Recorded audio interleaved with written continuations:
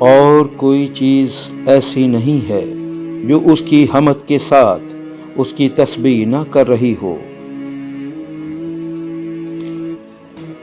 اور حقیقت یہ ہے کہ تمہارے لیے مویشیوں میں بڑی نصیحت کا سامان ہے۔ میری قوم کے لوگوں، اللہ کی عبادت کرو، اس کے سوا تمہارا کوئی معبود نہیں ہے۔ بھلا کیا تم ڈرتے نہیں ہو؟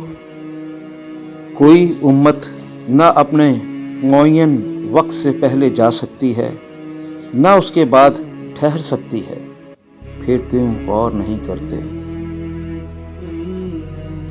اور یہ کہتے ہیں کہ کیا جب ہمارا وجود ہڈیوں میں تبدیل ہو کر چورا چورا ہو جائے گا تو بھلا کیا اس وقت ہمیں نئے سرے سے پیدا کر کے اٹھایا جائے گا؟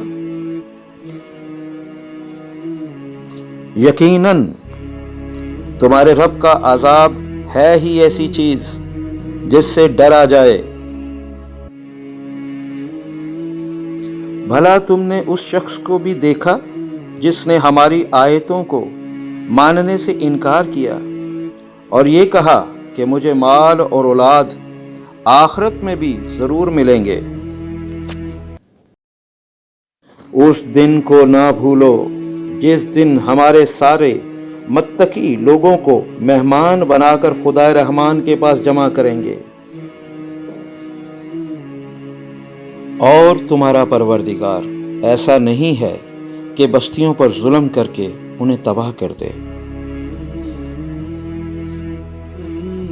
اور جو لوگ ظالم تھے وہ جس عیش و عشرت میں تھے اسی کے پیچھے لگے رہے،